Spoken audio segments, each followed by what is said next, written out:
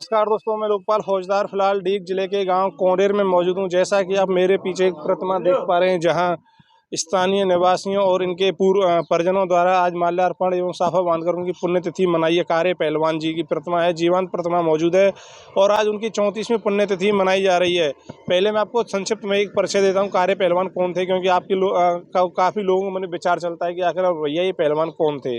ये पहलवान देश विदेशों में गए, जहां उन्होंने 57 युद्ध लड़े और सभी में, जिस तरह से महाराज सूरमल जी द्वारा एक भी युद्ध नहीं हारा गया, ठीक इसी तरह से इन्होंने भी एक भी युद्ध नहीं हारा। इनकी कदकाठी की बात करें तो 300 किलो भारी वजन के साथ इनकी कदकाठी थी और यही इनकी एक अपने आप में अनूठा उदाहरण है कि भैया आज तक कोई पहलवान इन्हें हरा नहीं पाया। पूरा मैं वो जान लेते इनके बारे में। कौन ऐसा नाम बताइए। मेरा नाम वेदवीर पहलवान है। आज पहलवान जी की 34वीं पुण्यतिथि मनाई गई है, क्या कुछ योगदान रहा पहलवान जी का? पहलवान जी की ही देन है। गांव को आज हमारे कोरेर को कारे पहलवान के नाम से जाना जाता है।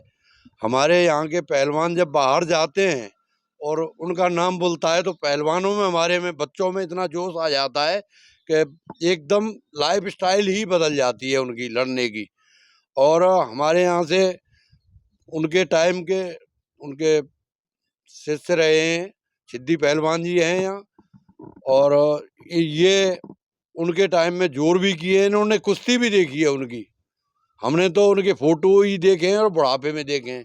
हमसे पहले इन्होंने जोर भी किए हैं उनके साथ और कुश्ती भी लड़ी है। अच्छा, क्या क्या खिताब उन्हें प्राप्त हुए हैं? 1937 में शायद भारत हिंद केसरी मिला है। 1937 में भारत केसरी और 1935 में भारत भीम की उपाधि उन्हें मिली। और केसर सिंह पहलवान पंजाब, उनसे कुश्ती हुई।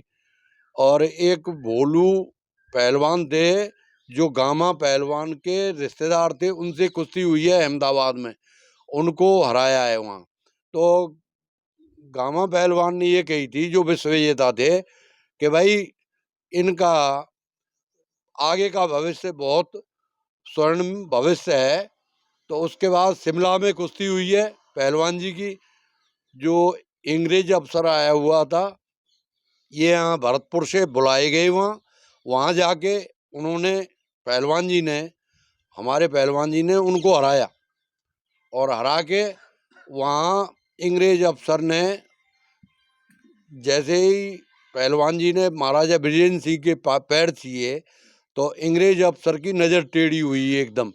तो भरतपुर महाराज ने पहलवान जी को भरतपुर भिजवा दिया वहाँ से कि भाई ये अफसर नाराज़ हो गया है, आप भरतपुर चले जाओ।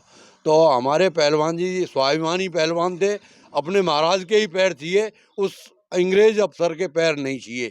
बड़ी विशेषता तो ये उनकी थी। और उस टाइम पर अगर उसके पैर छूते तो इनको बहुत बड़ी उपाधि या कुछ और भी मिल सकता था।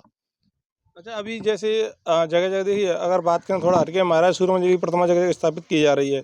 काफ़ी नामी पहलवान रहे क्षेत्र में, देश विदेशों में लड़ाइयाँ लड़ी। तो क्यों ना कुछ एक जैसे सैंत चौराहा है उसका नामकरण हो जाए, या तो एक आध जगह डीग जिले में मूर्ति लग जाए। हमारे पहलवानों की और हमारे गांव की एक आने वाले समय में लोगों से कोशिश करेंगे, भजनलाल जी से भी मिलेंगे, कि इस रोड का नाम कारे पहलवान रोड रख दिया जाए तो ज़्यादा बढ़िया है।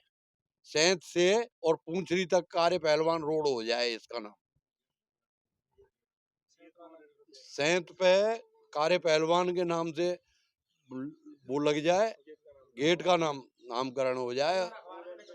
और बाईपास पे जैसे बन रहा है, तो हमारे ये सभी युवा पहलवान उन्हीं की प्रेरणा से लेके और ये सब लगे हुए हैं।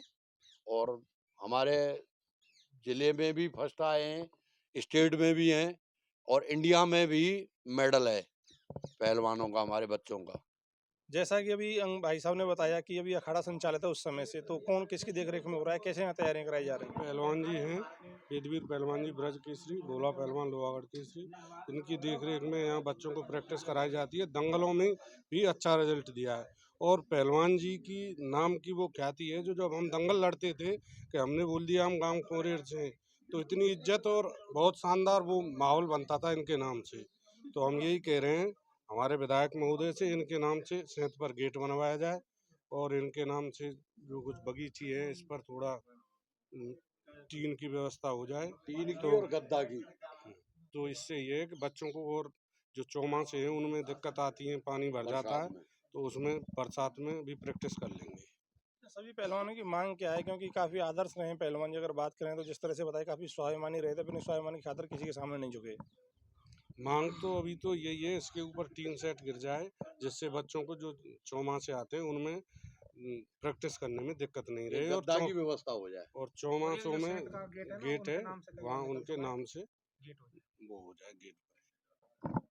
निश्चित तौर पर मांग तो दोस्तों कहीं ना कहीं जायज़ है, क्योंकि डीग जिले की आन बान शान, क्योंकि डीग अब जिला बन गया है। हालांकि डीग और भरतपुर दोनों का आप मिला लीजिए, जिस समय भरतपुर जिला था, रियासत थी, उस समय की पहचान रहे हैं, और एक नामकरण होना चाहिए निश्चित तौर पर। ज़्यादा नहीं तो आप गेट का तो नामकरण कर सकते हैं, उसके साथ में जो ये बाईपास है पूंछरी तक, इसका भी कार्य पहलवान जी सड़क मार्ग रख लीजिएगा, या फिर अपने हिसाब से भी इसे एडजस्ट किया जा सकता है। स्थानीय लोगों की मांग भी जायज़ है कि पहलवानी के क्षेत्र में काफ़ी प्रसिद्ध रहे, 57 कुश्तियाँ लड़ी और सभी में जीत प्राप्त की। आपकी क्या राय, कमेंट करके बताइएगा, साथ ही वीडियो को शेयर करें। जय हिंद, जय भारत।